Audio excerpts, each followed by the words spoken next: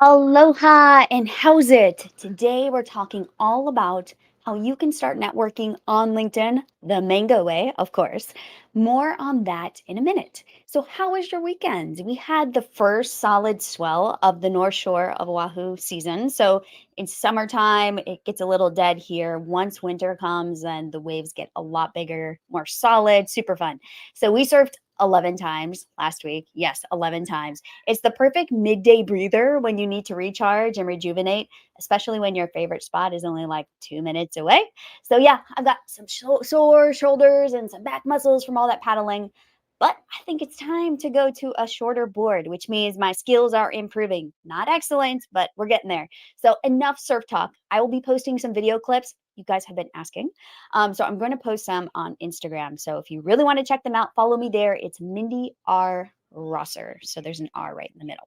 Now it is time for Mondays with Mindy, which is a weekly show at 3 p.m. Eastern, 12 p.m. Pacific, where I talk about all things LinkedIn profiles, promo, and pipeline, what I call the 3 Ps of LinkedIn. So, do you have questions about LinkedIn that you want me to answer? Feel free to comment below. So, whether you're watching this live or from the replay, leave your questions below and I'll answer them after the show or on a future episode of Mondays with Mindy. It's time to get to today's topic, which is how can you start networking on LinkedIn the mango way? Is it enough to just start accepting connections from people? Do you need to do a bunch of research and outreach? Like, what does this process actually look like? Now, networking is a word that oozes like ickiness for a lot of us. I don't know about you, but what does it bring to mind when you hear the term, you should start networking?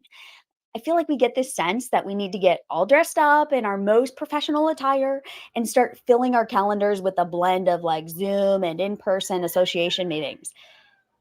To me, I just go, ah.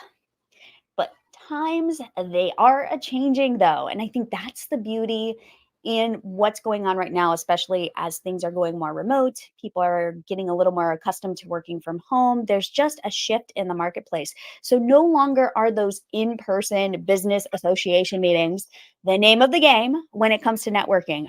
Thank God. The thing is, you cannot choose who shows up to those meetings unless you're the organizer. And so that was something that always bothered me. I'm like, well, who's actually going to be here? Are these people I actually want to meet? Or, can I pick and choose these people? The beauty of LinkedIn is, guess what? You are the organizer. So you choose who shows up to your meetings. You get to choose who you want to connect with, who you want to network with. There's no more of these wasted discovery calls. No need for Zoom group meetings where you want to turn off your camera and multitask. Been there, done that. And no more in person meetings for business purposes. Those are so pre pandemic. So we start focusing on networking on LinkedIn to attract new clients, business partners, influencers. But what does that actually look like? This is a question that I actually got asked this last week. The problem is, we're taught that we should always be looking for shortcuts. We should be looking for automation in our businesses. So that is just not going to work so well when you apply it to LinkedIn. But I've heard people say, why not just try some fancy smanchy tool that says it can do all of this networking stuff for us? Just need to figure out a few templates, start sending connection invitations, and boom, lots of people responding in our DMs. But then we wonder why we try that and it's like a ghost town. Nobody's responding, and those who do respond aren't really interested. So, we decide that automation isn't working so well. At this point, we give up and we say that LinkedIn is not the right channel for us or that we need to find another scalable solution. So, what about Facebook ads? What about paid placements? What about LinkedIn ads? Is there another automation tool to add to my stack so I don't have to actually do my networking? They all have their place. All of those tools, they have a place in your stack, but they cannot replace networking. Networking is essential no matter what your career or which business you are in. There is always some element of networking. And I like to say it's a non negotiable. It's kind of like personal hygiene. You got to take a shower whether you want to or not. And networking the mango way is really not scalable. It requires you to start the conversation and you to continue the conversation and you to cultivate the relationship. Reminds me a little of that mango tree that you can see in our backyard. A real human being had to plant the tree, nurture that little sapling, and then prune it while it grew into a massive mango tree. And if I had to guess, there were between about 1 to 2,000 mangoes that have come off that tree. Imagine that. That's a lot of mangoes. And there's no way that we could capture them all. So, pretty impressive, right? It's about the same size of a LinkedIn network that you need to generate enough revenue for a 6 to 7 figure business. At least that's what my clients and my students are finding. So, all right, I cannot outsource networking completely. So, how do I go about it in a way that gets me results on LinkedIn? So, more on that in a moment. Aloha, for those who don't know me, my name is Mindy Rosser. I'm the founder of Mindy Rosser Marketing, and I have a program called the LinkedIn Accelerator for those who want to go from 0 to 60 on LinkedIn with their profile and their network. I'll put a link in the comments to get on the waitlist because the doors are opening in October. Very excited about this. I help superstars who feel they are the best kept secret in their industry to become the go to visible expert in their niche so they can get that next opportunity, grow their business, and scale their impact. And in this live, we are going to talk about why neglecting to proactively network on LinkedIn is causing you to miss out on interacting with the very people who want to do business with you, and how you can start actually networking with influencers, thought leaders, and new clients on LinkedIn to get your next business opportunity. So, are you ready? Let's do this. Go ahead and like this post, whether you're live or watching from the replay, to give it some social love. So, how many of you have heard from the experts that you need to build up your following on LinkedIn before you can start networking effectively? Okay, I have. Raising my hand. Kind of sounds backwards though, right? Like, how are you going to build up your following if you aren't already networking with the right people? You don't just attract followers because you post great content and it goes viral. This is a very common misconception that people have when they come to LinkedIn. LinkedIn is a relationships game.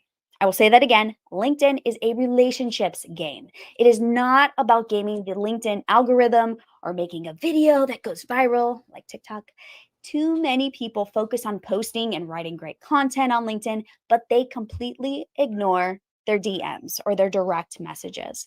The most important thing on LinkedIn, after your profile, of course, you've heard me talk about that, is your LinkedIn messaging inbox. This is actually where the magic happens. The problem is nobody else can see it. So, because your messaging is only visible to you, it's easy to overlook because there are no vanity metrics involved. So, you cannot brag or add it to your featured section on your profile how many inbound messages and collaborations that you've landed as a result of your DMs. They don't have a feature for that. It's not gamified on LinkedIn. Networking is a bit more private in the early stages until you start showing up everywhere as an influencer or a thought leader in your space. So we cannot often see all the networking that happens behind the scenes for others. Therefore, we have trouble modeling the right behaviors because we don't have a clue what those behaviors look like on LinkedIn. So, what if you could get a sneak peek to see what those behaviors actually are? Which strategies people are using to network the mango way? And I'm going to tell you how it has happened for one of my clients. I have a client, let's just call him Jim. And he wanted to be a thought leader in the cannabis space. He wanted to help cannabis leaders really figure out power and how they can use power inside of their organizations. He's a leadership consultant. He needed to break into that industry. He wasn't really connected with people in that space. So he decided to write a book. As part of writing this book, he wanted some input, which meant that he could have conversations with a lot of cannabis leaders who would give him input for the book, start a relationship with him, and then potentially become clients for him in his leadership consulting work. So this worked out beautifully because he started reaching out to network and ask for input. And who doesn't like to help with input for a book, especially in a space where there aren't many books or nobody has really talked about a specific topic? So this put him in touch with other people. And the people that he started having conversations with started introducing him to other people in their space. So that means that the impact actually started to grow. Pretty soon, he had speaking engagements booked, he had hired a PR firm to help him with placements and promotions. And now he is in touch with a lot of the movers and shakers in the industry. And he's built a ton of relationships because of that. It all started with LinkedIn and his network. He wasn't afraid to reach out to people where he saw that he could help them, where they could help him, and there was this mutual exchange. So, the right networking behaviors will lead to you getting the business results you are after. It's really about discipline and discovering where your strengths are when it comes to communication. So, how you go about networking will look different depending on your personality type and exactly what drives value for your business. For example, I'm a bit more on the introverted side of the scale, and LinkedIn is perfect for me because I can start a number of new conversations in my DMs with really interesting people. And then I leave them at that for most. A lot of times the conversations just kind of happen in the DMs and they don't go anywhere else.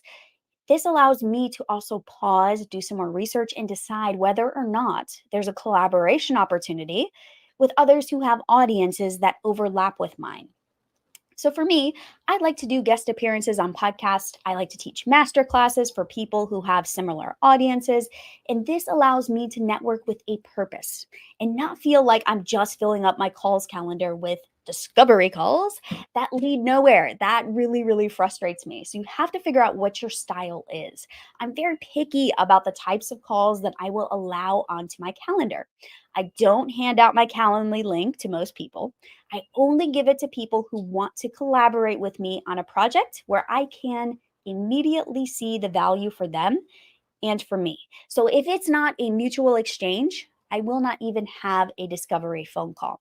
But this is just one example. This is how I like to do it. Now, I have clients on the other side of the spectrum who find that a quick discovery call is exactly what they need, what works for their prospects, their clients, their influencers to make a determination and start the networking process. So it's actually like the kickstart of their process. You need to find out what your networking style is going to be and then match your approach. A lot of times people will try to hear what other experts are saying or what other social selling experts say and try to take exactly what they teach and apply it, and it just doesn't sit well with them. I think the key to successful networking on LinkedIn is figuring out what your style is and adjusting for the LinkedIn platform. So once you have a little bit of knowledge about LinkedIn and how it works and how to use your DMs in the proper way, and you have an idea of what your strategy and approach is going to be, you blend the two. And then you have this beautiful synergistic way that you do networking on LinkedIn. So I hate hopping on calls that take from my energy if I am not 95% sure that it's going to lead to business or some type of opportunity. I waste no time on unnecessary calls, but that likely means I miss out on some really good opportunities where people would really need that discovery call to proceed with me. There is no right or wrong here. You just want to choose what will work best for you, not just what an expert says, and move forward with that strategy. And once you've used that strategy for, I would say, a month or two, 30 to 60 days, check in with yourself to see how it's going and how you feel about your approach. If you're feeling good about it, it seems to be working, keep going. There's no need to adjust. But if you are noticing some gaps or something isn't quite right, maybe you're stressed out, maybe you have too many calls on your calendar, it's time to reassess and realign your strategy until it feels just right. And there really is a just right when it comes to networking. Okay, Mindy, you've talked about this. What does this actually look like in the real world of LinkedIn? So, we're going to talk about a simplified version. It's just one of seven strategies that I like to use on LinkedIn and sometimes other channels for reaching out to get the networking game started. Now, this strategy is specific to influencers or thought leaders who have an audience that overlaps with yours. So, I'm going to walk you through this process step by step, but feel free to adjust it however you would like to get the results you want faster or at a pace that works for you. Okay, so number one, you're going to want to make a list of 20 influential people. So these people need to be influencers, or I like to think of them as also like the micro influencers. So I would put myself in like the micro influencer camp. I don't have a bazillion followers, but the people who do follow me and who are part of my fan base, they do enjoy my content. So they're highly engaged. So look for people that have at least a few thousand followers on LinkedIn or elsewhere if they're not that big on LinkedIn. So you can look at Instagram, you can look at YouTube, you can look at their podcast, and just try to get a sense of how much influence they have. That's really, really important to your criteria. They should also share some overlap to your audience. So the people that they are speaking to need to be similar to yours, or there needs to be a little bit of overlap. So people who may tune into their live stream or their podcast would also likely be interested in topics that you talk about. I've seen people go a little too broad and just go for influencers that they like, oh yeah, this person's great. They'll have me on their show, but the audiences just don't overlap very much, and that can be wasted energy. So make sure that they do overlap in some way. Then they should also be somewhat accessible on LinkedIn. So make sure to look at their profile. If it looks like they are barely on LinkedIn, you probably don't want to try networking with them on LinkedIn. Choose the channel that they like. If LinkedIn is not one of them, then you'll have to go to a different channel. So this strategy can apply to other channels. I'm speaking specifically to LinkedIn. All right, number two, you want to follow them on LinkedIn and subscribe to their emails. So on LinkedIn, if you're using another channel, follow them there. You're going to want to start the relationship in a way that feels really natural, like you are actually part of their fan base because you are. You are starting that relationship. You are going to pay attention to their content. You don't want to look too eager. Like you don't want to look like you're trying to pitch them something. So follow them on LinkedIn, subscribe to their emails, show up to their live stream, leave a comment, do some things that are a bit more public so you really know what they're up to before you decide to reach out to connect. This is important. This is kind of that nurturing process, getting to know them process. If they are in the micro influencer camp, they are likely going to notice you doing these things. If they are a bigger influencer, they may have somebody on their team that notices. So if they have a community manager, somebody that manages their social accounts, they will start seeing you. So you want to be visible here. Make yourself visible. Then number three, you're going to pay attention to their content for a few weeks. Yes, don't jump the gun. A lot of people will jump the gun and try to get right to the outreach. You want to read their emails. You want to get a sense of their style, like how do they communicate? Learn a little bit more about their audience. Just by the way they write, you will be able to see that by the way they talk, by the way they speak, listening to some of their podcasts. Get some Facebook notifications when they go live. Join and engage in their Facebook communities.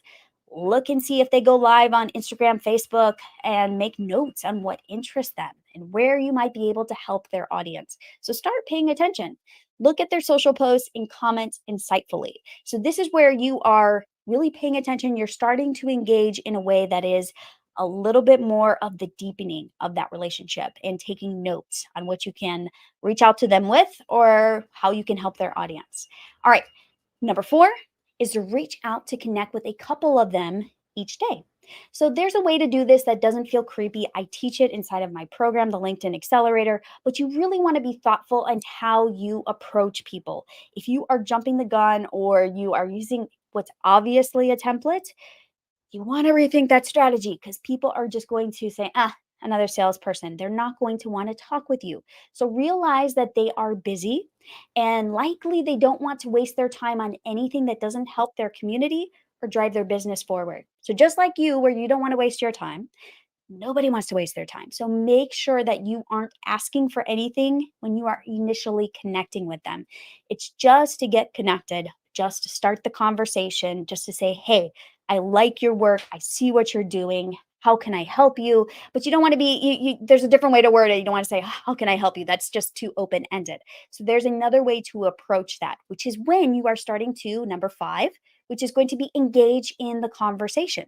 So you want the conversation, likely it's starting in the DMs on LinkedIn. If you're using another channel, likely in the DMs or direct messages, maybe via email. You want this conversation to take its natural course. Don't force anything. A lot of us get like excited and we want to just like jump the gun. Make sure to be thoughtful about this. And sometimes it happens quickly. Sometimes you'll send a connection and they'll say, wow, you have a podcast? I would love to be on your podcast or come be on my podcast. I love what you are doing. So sometimes it happens quickly. Other times it's a little more slow. So have in mind, though, when you're reaching out, an opportunity or a collaboration that you'd like to explore with them. Make it simple for them to say, Heck yes, because if they look at it and it's a no brainer for them, they are more likely to move forward and realize that you have not wasted their time, that you have done your homework in advance. Then be okay if the conversation dies out because sometimes that happens on LinkedIn. So, those are the five things. So, first, you're going to want to make a list of those 20 people that are really awesome that you'd love to collaborate with. Then, you're going to want to follow them on LinkedIn, socials, subscribe to their emails, pay attention to their content for a few weeks, then reach out to connect with them, and then keep them engaged in the conversation. And you also need to stay engaged in that conversation. So, in conclusion, your goal is to create more meaningful one to one connections with influential people by adding them to your LinkedIn network and reaching out to them in a way that feels human, feels good, and feels authentic to you. So, my challenge for you is to make that list of 20 influential people that you love to network with. Then start having some fun with your networking process on LinkedIn to determine your style of connection, how you want to reach out to them, and explore the dynamic. It's all about building relationships. Not all of them are going to pan out, but if you are consistently networking and looking for synergy, you will move the needle over time. So don't give up at first. Make sure you spend the time to network like a boss.